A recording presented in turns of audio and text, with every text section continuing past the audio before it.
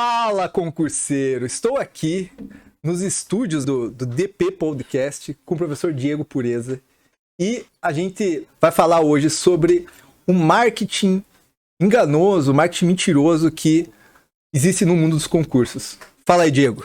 Pô, um prazerzaço estar aqui falando com a sua audiência, falando contigo. Prazer te conhecer, cara, nota 1000. E de um assunto que a gente está vivendo, assim, eu sempre fui professor de curso preparatório, mas agora eu estou na experiência de estar vendo, né, esse marketing agressivo mais de perto e como ele atua de uma forma tão nefasta para os alunos. Então vai ser uma honra bater esse papo contigo. Beleza, então vamos lá, segue lá. Meu nome é Guilherme Guimarães, eu sou especialista em concursos, aprovado em 7 concursos. Estou aqui com o mito, com a lenda Diego Pureza. Cara, tô aqui no DP Podcast, como eu falei. Cara, olha que estúdio legal. Não acho que eu comprei esse estúdio, ainda chegarei lá, mas eu tive um bate-papo muito legal, cara, hoje. Vai sair quando? Vai sair provavelmente, acho que no final de maio, provavelmente. E o bate-papo tá bem legal, viu? Vários insights, muita experiência. Foi bem bacana. Falei coisas que eu nunca falei no podcast dele, então vou deixar até o link aqui do podcast deles aqui embaixo para você já se inscrever e não perder, porque tem muita entrevista legal. Mas a ideia hoje, antes de você deixar a tua curtida, que é importante também, é falar sobre um assunto que a gente tava até batendo um papo fora aqui, que é essas histórias que envolvem aí um marketing enganoso que tem no mundo dos concursos, que às vezes é de cursinho, às vezes é de coach. E, Diego, você aí que tá quanto tempo nessa área aí, Diego? Nos preparatórios, acho que aproximadamente uns 7, 8 anos já. 8 anos? É. Caramba, você entrou criança. Eu entrei bem novo. Eu comecei bem novo mesmo. Legal. E, cara, você tava contando umas histórias assim dessa questão do cursinho, dos cursinhos às vezes, quererem a aprovação rápida, né? Então, concurso é tranquilo, você pegando a fórmula mágica, você vai conseguir uma aprovação rápida. O que acontece aí, Diego? Explica pro pessoal. A velha história da ganância que a gente sempre volta nela em vários setores da vida, e no marketing não é diferente, né? Porque é algo até que tornou o marketing pejorativo. Hoje muita gente vê o marketing como uma fonte de enganação. O marketing nada mais é do que uma fonte de convencimento, de persuasão. Tem gente que usa pro bem, tem gente que usa pro mal. E no caso hoje dos preparatórios, a gente percebe que muita gente tá usando pro mal, né? Vira e mexe, surge um guru dos concursos aí, uma fórmula mágica. Às vezes até passou no concurso, às vezes não, enfim. Mas o sujeito falou, não, funcionou pra mim, funciona pra você. Só que vende de uma forma, e a gente sabe que é toda uma estratégia de gatilhos mentais, de armas de persuasão. Só que vende de uma forma que beira o estelionato, beira a mentira. Você vende promessas que não tem como você entregar. E na pior das hipóteses, se a pessoa, claro, não vai passar uma promessa tão mentirosa como essa, depois a culpa é do aluno que não seguiu o método, ou simplesmente some na satisfação. Então a gente está percebendo o surgimento de muitos gurus meteóricos aí, e que surgem com toda uma roupagem bonita, vendendo promessas que não tem como cumprir, né? E, infelizmente essa é a realidade do nosso cenário hoje. E conta pra você conta pro pessoal essa história que você falou que tem gente que é concorrente que quer vender cursinho, porque o aluno é imediatista. Sim. Ele quer um negócio pra ontem, né? E o brasileiro gosta de deixar as coisas pra em cima da hora, sim, né? Só vê o imposto de renda, né? Todo mundo deixa pra em cima da hora. E daí, muita gente se aproveita disso, né? Dessa fome aí, junta a vontade de comer, e começa a vender coisas em cima da hora. Conta um pouco, você tava falando da história lá. Sim, é até bom destacar um pouco da minha experiência como criminalista, porque eu já conheci muitos estelionatários, muitos golpistas, e a gente percebe que o golpista, ele tem faro pra vítima, ele sabe quem é a vítima pra ele. O cara que é muito ligeiro, ele foge. E unindo isso a alguns mecanismos de marketing digital, o que acontece? Eu já vou contar a história da concorrência. No marketing digital tem algo que a gente chama de topo de funil. O que é o topo de funil? É você catar o cara que não sabe nada do assunto. É realmente pegar o sujeito que às vezes nunca cogitou fazer um concurso público. Às vezes até pensou quando era criança em ser policial. E aí você pega esse cara que cai de paraquedas ali na coisa. Porque tem um concurseiro que já fez há muito tempo, concurseiro traquejado. Esse dificilmente vai cair. O cara experiente, maduro, fez vários concursos. Mas tem a maioria esmagadora que tá começando agora. Todo ano tá renovando as gerações dos concurseiros. Então você pega esse cara e vende pra ele o sonho, olha como é legal estar nesse cargo público e fantasia todo o cenário ali pra ganhar o lado emocional do cara e não o lado racional. E no final vem a facada no peito, né? Falou, olha, agora você não tem bagagem nenhuma, você que tá começando do zero, você pode passar em pouco tempo. E que foi um exemplo que eu dei. Como eu atuo muito nos preparatórios hoje para PCSP, tem o meu curso para PCSP e tudo mais, a gente acaba monitorando a concorrência.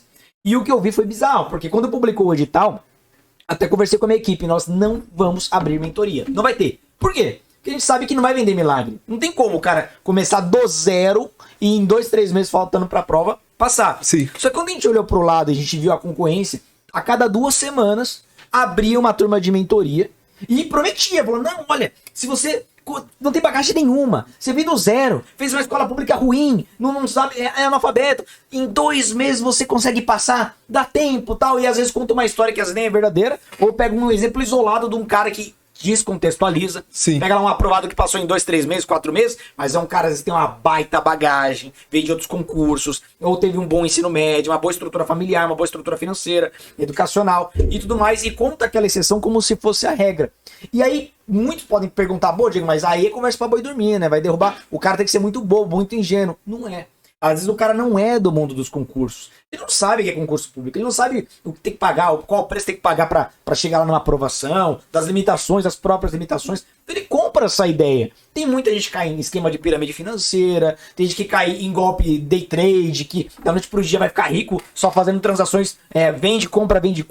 Tem gente que cai por quê? Porque pra você cair num golpe, você tem que ser atraído pra uma área onde você é ingênuo, onde você é inexperiente. Então o marketing hoje no mundo dos concursos tá tendo muita gente ligeira em como vender e não como entregar, em trazer promessas pro cara que tá emocionalmente ali frágil, né? Primeiro você fragiliza a audiência para depois você vender o sonho ali. E aí a fórmula perfeita para derrubar muita gente, infelizmente.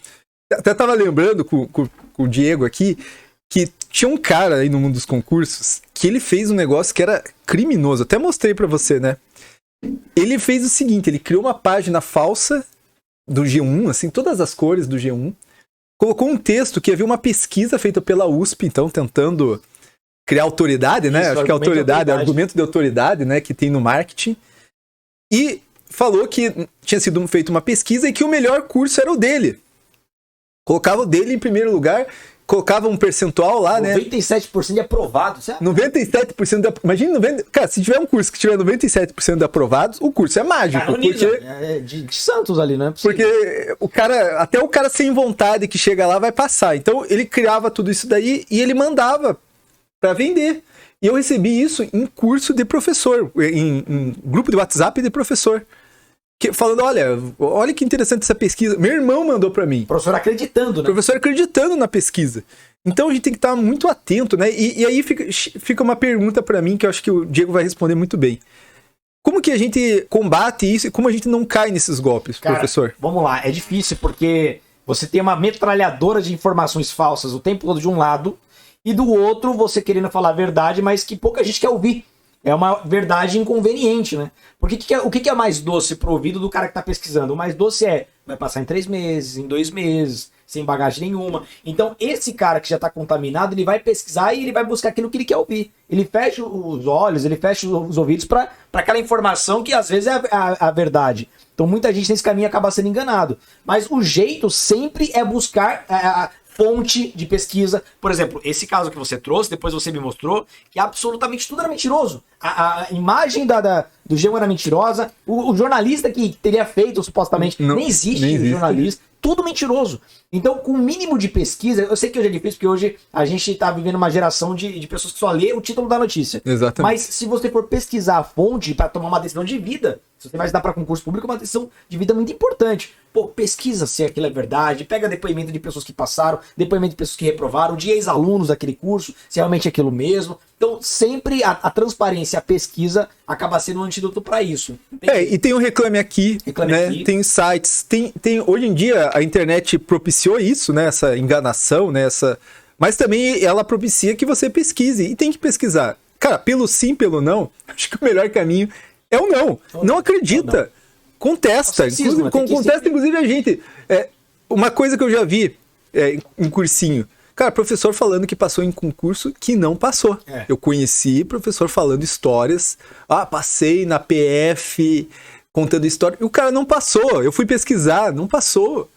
Então, assim, Só que ninguém pesquisa, as pessoas acreditam, né? Uma mentira como essa demonstra algumas situações que é importante. Por exemplo, existem algumas crenças limitantes do próprio concurseiro que às vezes dá vazão para isso. Porque tem concurseiro que acha, se eu quero ser juiz, eu só posso ter aulas com quem foi juiz. E é uma falácia, porque às vezes o cara, ele é um excelente professor de processo penal, direito civil, e ele não é juiz, ele é delegado, promotor, advogado, ou simplesmente ele só exerce a docência, mas ele é o melhor naquele caso. Então, às vezes, o próprio aluno, ele procura heróis, ele procura símbolos. E às vezes, nem, eu já vi cursos sendo levantados que só podia dar aula lá policial. E o curso era ruim, porque o cara não quer dizer que ele passou, ele é um bom professor. Sim, claro. Então, às vezes, você busca a referência errada. E aí, o cara que tá do outro lado, o cara que tá criando marketing, ele pensa, bom, se eu for uma autoridade naquele assunto, eu vou vender mais. Então ele começa a inventar aprovações naquele concurso que ele nunca passou. Então você já condiciona até a estratégia de marketing para aquela mentira, porque você conhece que para aquele público-alvo acaba funcionando, né? Então, infelizmente, tem isso. Então, é muito por conta de crenças limitantes de quem realmente procura. Tem esse problema também.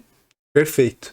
Então, pessoal, busquem conhecimento, né? Já dizia o ET Bilu, né? Busquem conhecimento, pesquisem, duvidem e eu queria agradecer, cara, o convite aí de ter aqui no podcast. Cara, fala um pouco desse projeto, que é um projeto incrível aí. Cara, obrigado. Eu que agradeço pela sua participação, por todo o seu esforço. Aliás, foi um dos episódios mais legais para trabalhar em detalhes de trajetória, de detalhes da vida, né? Como é importante o concurseiro... Vocês vão perceber isso no episódio com o Guilherme, como é importante o concurseiro tomar uma decisão e pensar em todos os aspectos, inclusive pós-aprovação.